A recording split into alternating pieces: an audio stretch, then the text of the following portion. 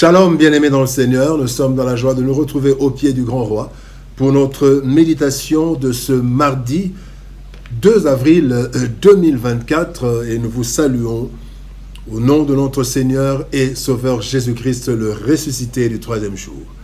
Nous allons lire un texte pour notre méditation de ce jour dans Éphésiens, chapitre 6, verset 11 dans la version Louis II. Voici ce que déclarent les Écritures.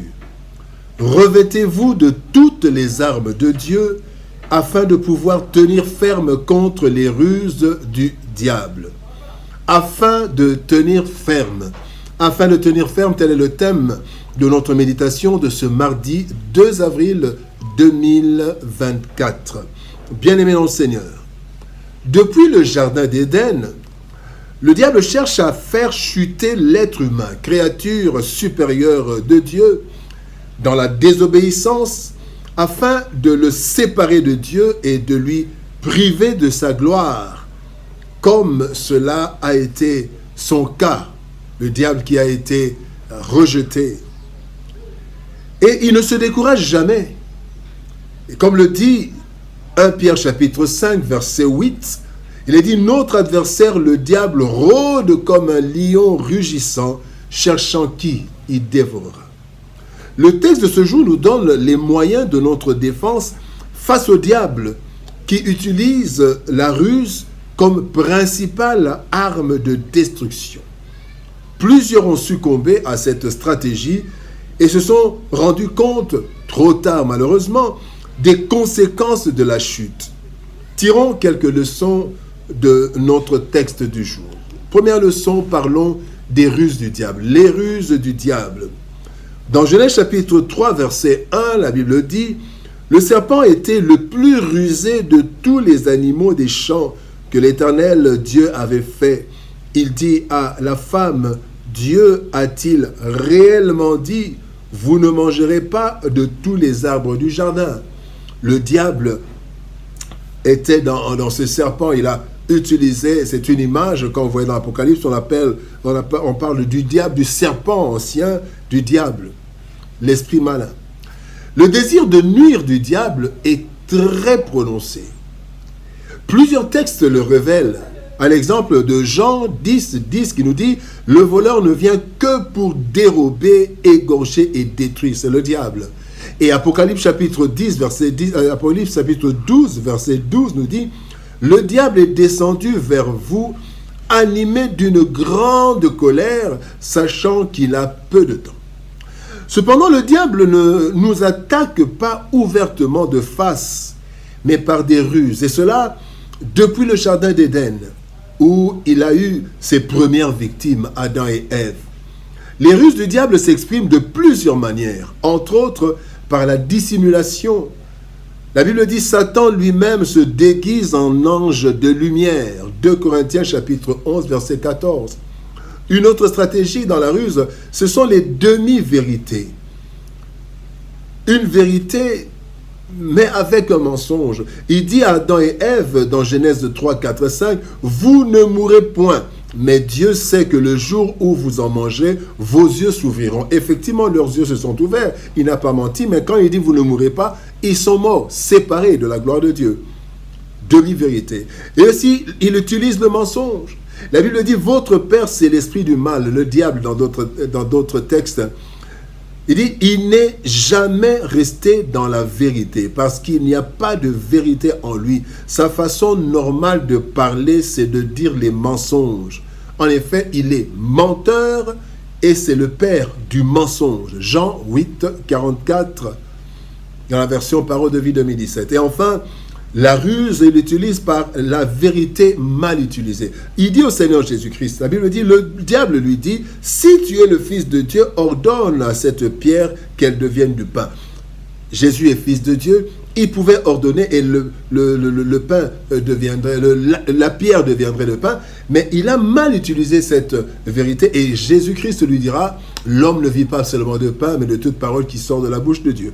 Donc, voilà, le diable est rusé et il ne nous attaque pas de face.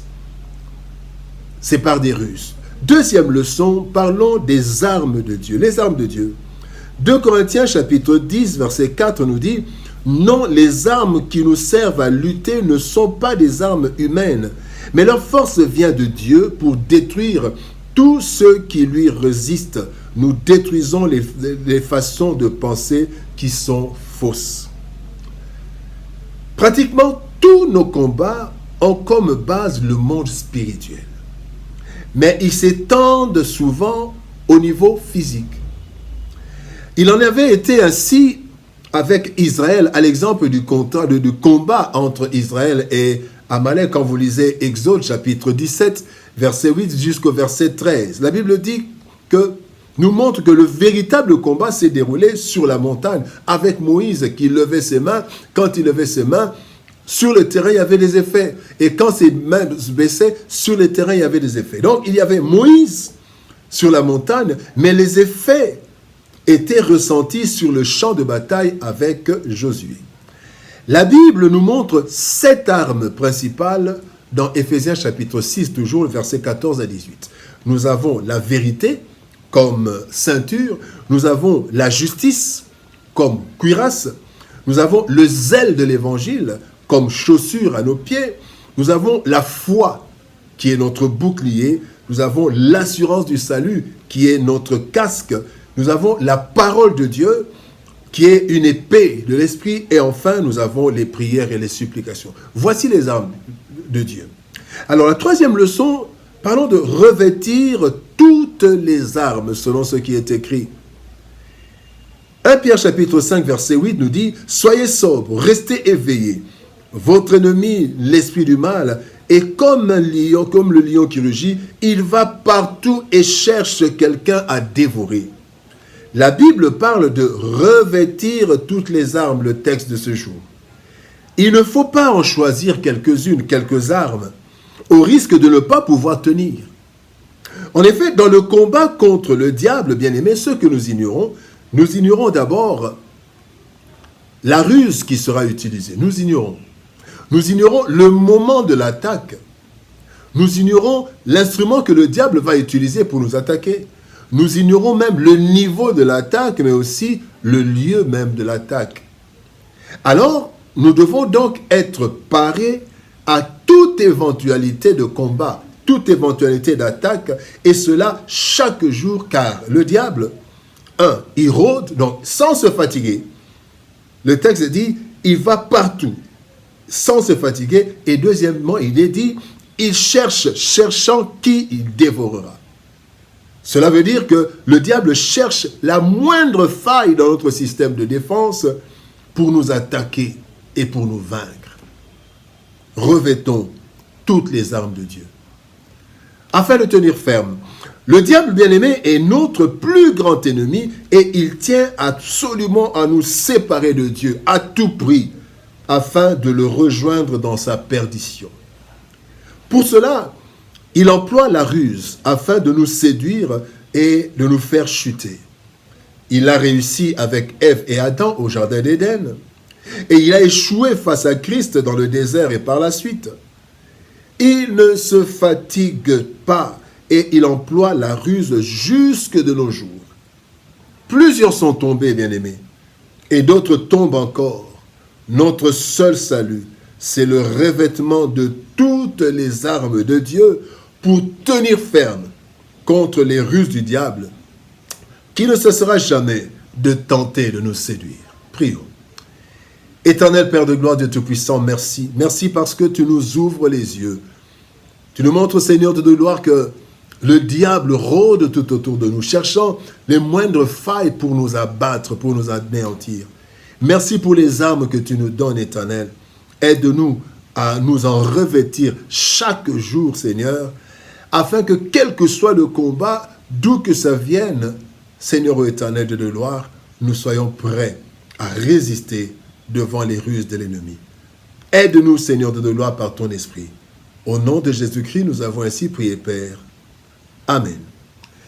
Bien-aimés dans le Seigneur, que Dieu nous bénisse, que Dieu nous donne la force de résister devant les ruses de l'ennemi, parce qu'il ne se fatigue jamais. Que Dieu nous bénisse. Shalom, au revoir, et par la grâce de Dieu, nous nous retrouvons demain pour une nouvelle méditation quotidienne. Que Dieu nous bénisse. Shalom, au revoir et par la grâce de Dieu, nous nous retrouvons demain.